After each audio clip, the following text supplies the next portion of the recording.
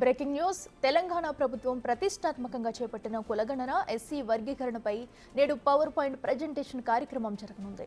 PCC chief Mahesh Kumar Goud అధ్యక్షతన కాసేపట్లో జరగనున్న ఈ కార్యక్రమానికి CM Revanth Reddy, deputy CM బట్టి విక్రమార్క, పార్టీ రాష్ట్ర వ్యవహారాల ఇన్ఛార్జ్ దీపాదాస్ మున్షి హాజరు కానున్నారు. గాంధీ భవన్లోని ప్రకాశం హాల్లో కులగణన ఎస్సీ వర్గీకరణలపై కాంగ్రెస్ నేతలకు ప్రెజెంటేషన్ ఇవ్వనున్నారు.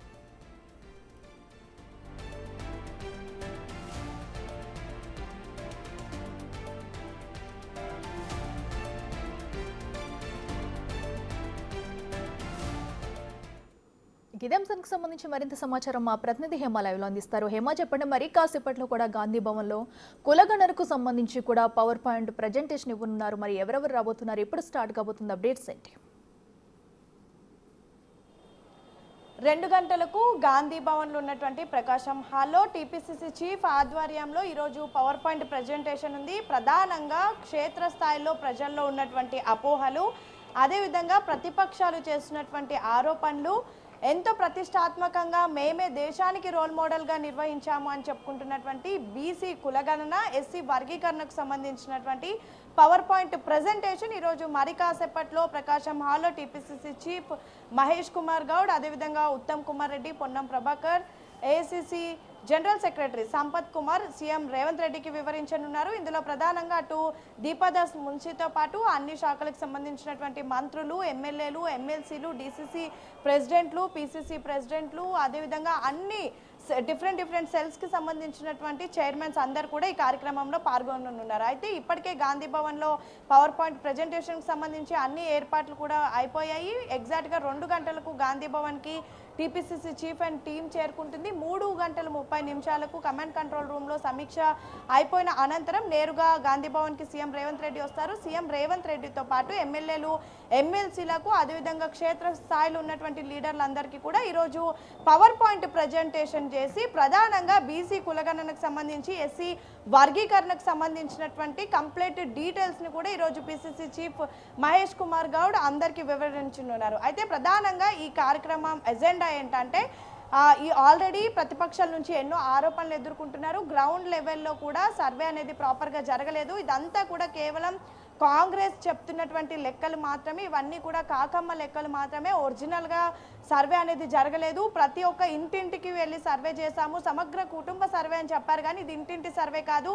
కాంగ్రెస్ చూపిస్తున్నటువంటి లెక్కలు, అదేవిధంగా తమ ఉపయోగం కోసం, తమ కోసం ఈ లెక్కలు ఈ విధంగా చూపిస్తున్నారు అంటూ కూడా పెద్ద ఎత్తున ప్రతిపక్షాలు ఆరోపణలు చేశారు. సో ఈ నేపథ్యంలో అసలు పవర్ పాయింట్ అసలు మొత్తం కూడా సర్వే అనేది ఏ విధంగా జరిగింది అని ఈరోజు పవర్ పాయింట్ ప్రజెంటేషన్ ఇవ్వనున్నారు. అయితే ప్రధానంగా ఎక్కువగా క్షేత్రస్థాయిలో ఉన్నటువంటి పబ్లిక్లో అనుమానాలు ఎక్కువగా ఉన్నాయి. అసలు కులగణన చేశారు కానీ ఇప్పటి వరకు దానికి సంబంధించినటువంటి ఉపయోగాలు కానీ, లబ్ధి కానీ మేమేం పొందలేదు, అసలు ఎందుకు ఈ సర్వే చేశారనే అపోహలు ఉన్నాయి. సో అలాంటి వాటిని ఏ విధంగా క్లియర్ చేయాలి అని చెప్పేసి ఈరోజు లోకల్ లెవెల్లో ఉన్నటువంటి లీడర్స్ అందరికీ కూడా ఎక్స్ప్లెయిన్ చేయనున్నారు. మరొక వైపు ఈ నెల 16వ తారీఖు నుంచి రీసర్వే చేయనున్నారు. అంటే గతంలో చేసినటువంటి సర్వే ఏదైతే ఉందో అందులో పార్టిసిపేట్ చేయనటువంటి వాళ్ళ కోసం మరొకసారి సర్వే నిర్వహించాలి అంటూ కూడా ప్రభుత్వం భావించింది. సో ఈ నేపథ్యంలో ఈ నెల 16వ తారీఖు నుంచి జరపబోయేటటువంటి రీసర్వేకి సంబంధించినటువంటి డీటెయిల్స్ కూడా అనౌన్స్ చేయనున్నారు. ఇన్ కేస్ సర్వేలో పాల్గొన్నటువంటి వాళ్లకు ఏ విధంగా సర్వే గురించి, సర్వేకి సంబంధించినటువంటి లబ్ధి ఉపయోగాల గురించి వివరించాలి,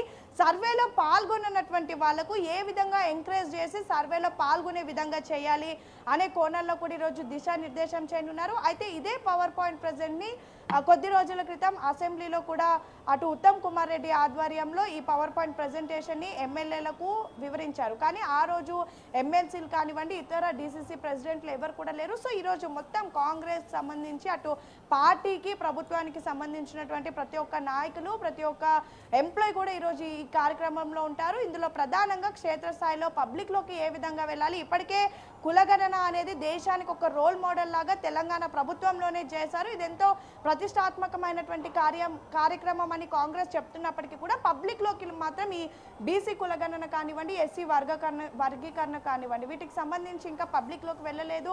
ఆల్రెడీ చట్టసభల్లో కూడా దీనికి సంబంధించినటువంటి బిల్స్ని కూడా పాస్ చేశారు, ఆమోదం కూడా తెలిపారు, తీర్మానాలు కూడా చేశారు. కానీ ఇంకా ఇది పబ్లిక్లోకి వెళ్ళలేదు. చాలా మంది పబ్లిక్ లాస్ట్ టైం చేసినటువంటి సర్వేలో పార్టిసిపేట్ చేయలేదు. సో వీటన్నిటికి సంబంధించి ఎమ్మెల్యేలు ఎమ్మెల్సీలకు దిశానిర్దేశం చేయనున్నారు. మొత్తానికైతే ప్రజల్లో ఉన్నటువంటి అపోహలు, ప్రతిపక్షాలు చేస్తున్నటువంటి ఆరోపణలకు ఈ రోజు జరగబోయేటటువంటి పవర్ పాయింట్ ప్రెజెంటేషన్, దీని తర్వాత నేతలు చేసేటటువంటి యాక్టివిటీస్ అనేది ఒక చెక్ పెట్టనుందని చెప్పుకోవచ్చు. Right Hema, thank you.